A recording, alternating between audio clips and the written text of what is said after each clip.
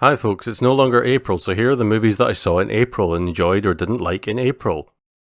The sound of metal. Being deaf can't be much fun, and when somebody who spent their entire life working with and loving music loses their hearing, that can be a totally life-rocking event. But the plain fact is, if you try hard and you keep your heart, you can keep the music alive as well and overcome any problems you have. And that's the story of the mockumentary It's All Gone Pete Tong. But I actually watched Sound of Metal, which has a broadly similar starting place, and I actually thought it would follow the same kind of story, only it doesn't.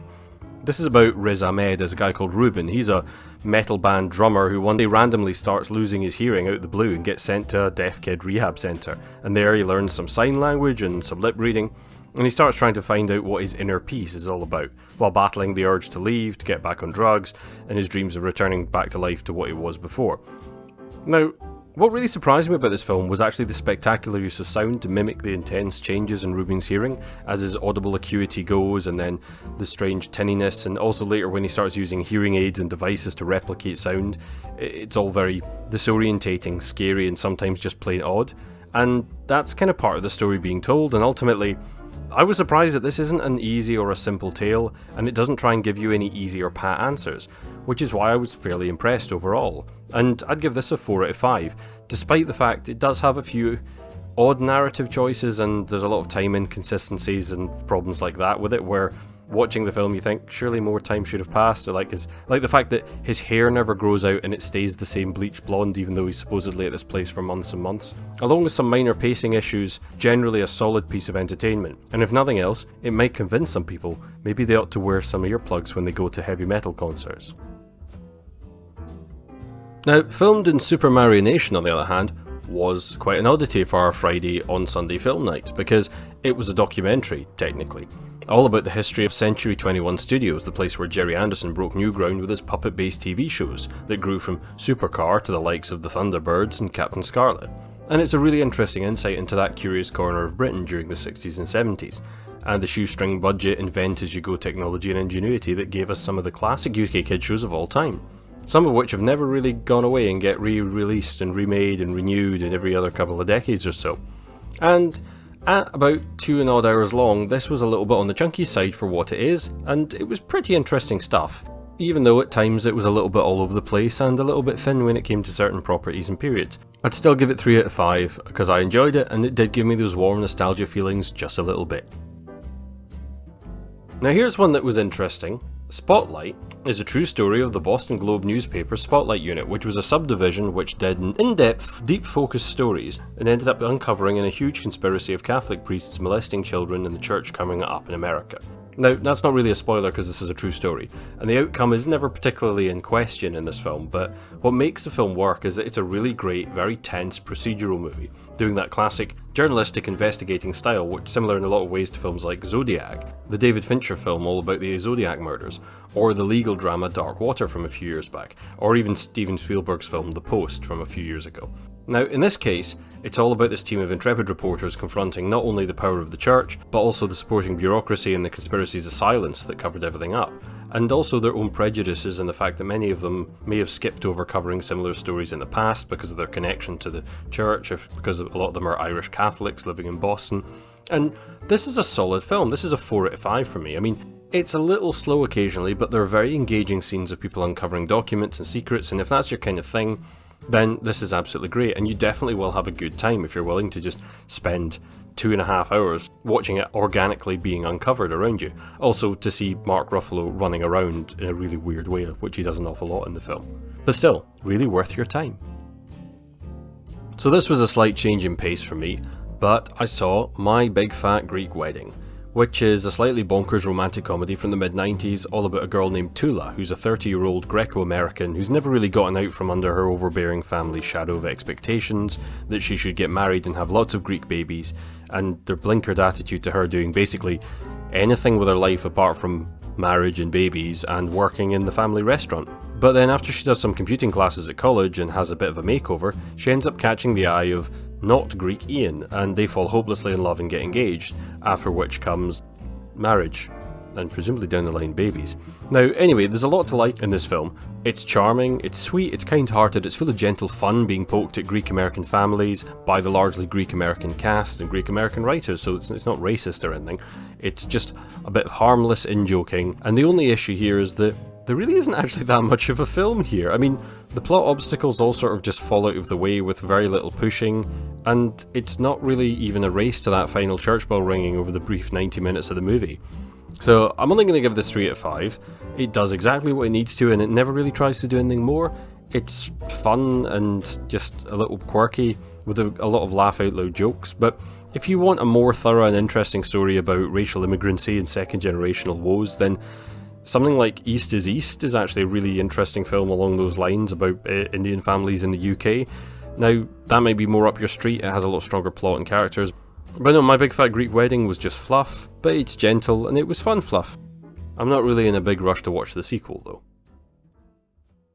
Unsurprisingly, I found an awful lot of similarity between My Big Fat Greek Wedding and the new Pixar film Turning Red, but instead of it being about a 30-year-old Greco-American, this time it's about a 13-year-old Sino-Canadian. Sino means Chinese, as in Chinese-Canadian. I don't know why either. I'm not good at languages. Anyway, it's about 13-year-old May, a school kid in Toronto who's part of a gang of less than cool kids. But anyway, she's like a straight A+ ace student and the only child of a pair of kind but fairly strict parents of Chinese descent.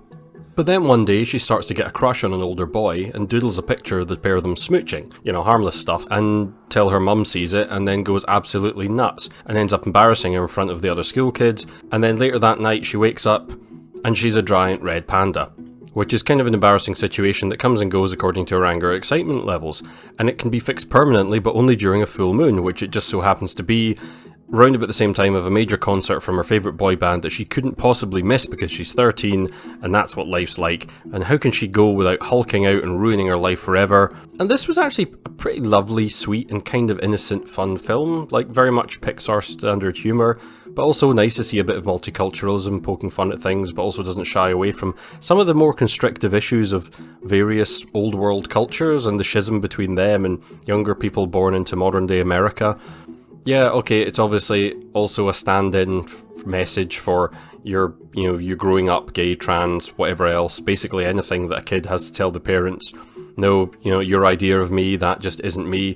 Which again, My Big Fat Greek Wedding kind of does that as well, only Turning Red actually does it a lot funnier, with a lot more brilliantly nuanced observations on life and school teenage stuff.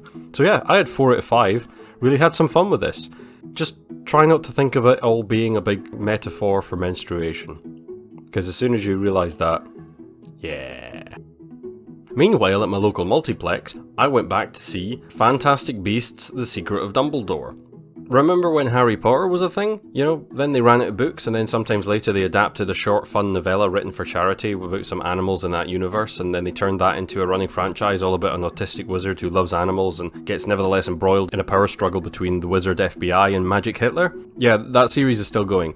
And this is the third one, where for reasons not even worth getting into, they've recast Wizard Hitler with literally Hannibal the Cannibal, and the old Irish Gandalf guy with that sniper who saved Russia from the other Nazis. And the last one was legitimately terrible, with an awful nonsensical plot and the messy horrible structure, and this one, it has some sort of plot to do with a magic deer baby and a wizard election, and it's frankly even worse than the last one, because the last one was legitimately a bad film. This is just a boring film. It's tired, it's lazy, it's dull, there's lackluster sequences, and the plot feels like it's made from offcuts of 3 better movies stitched together into a patchwork of dull scenes that amount to almost nothing. And events play out in the movie seemingly by themselves. The characters don't seem to move the plot on particularly, no one's in a lot of peril, and the bad guys only ever shoot stun spells in this movie for reasons. And the whole wizardling world actually makes even less sense by the end of this film than it did after either of the previous 10 films. So yeah, 2 out of 5. If we're lucky, they won't make any more of these. And the other film I saw at the cinema this month was The Northman. Now, I was a huge fan of Robert Eggers' last 2 movies. I mean, he's the guy who made the amazing The Witch, which was a really properly scary horror film that did some really interesting things visually and also with its historical setting.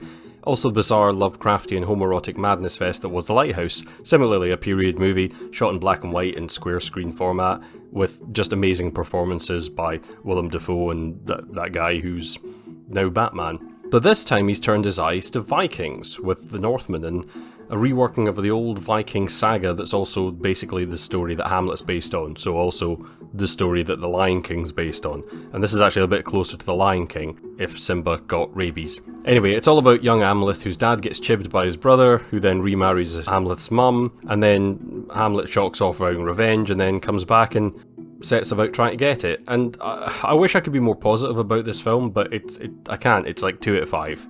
And you would expect with the pedigree and effort that goes into making this kind of film that looks and sounds so amazing, that it was a good film, but in many ways it felt like a bad mashup of that awful Beowulf movie I reviewed about a year ago. And to be honest, actually, I think that movie was better than this. And also, Hamlet, for obvious reasons. But Hamlet stitched together from bad scenes from the Vikings TV show, like if they just cut random bits from that and like thrown them together to make a bad story. And the trouble is, this is really, really slow. And aside from like a bunch of hidden cut extended sequences of like slaughter and death, and one kind of funky fight where he ends up fighting a skeletal corpse for some reason, which doesn't make a lot of sense in the grand scheme of the movie, but it's quite fun. And even with Tall Skarsgård being kind of dull and flat as a protagonist, and Anya Taylor-Joy spends the film like acting for all she's worth and doing weird things with her abnormally like pretty face, even with her eyes kind of far apart. But it's a very thankless role where she plays a Slavic slave who may or may not be some kind of witch. And this clearly feels like it wants to be some kind of great Norse poem or like kind of a campfire story or sort of a mythological tale of renown, but in the end it's kind of just a mess, and it's a shame. So yeah, I wouldn't rush out to see it, wait till it comes out on streaming. So that was April. Not really the most exciting of months I've ever had, with, to be honest, the best films being a couple of Oscar bait type things and a Pixar movie. But still, an entertaining one, and not a bad one. But until next time, those have been my grumpy opinions for April 2022.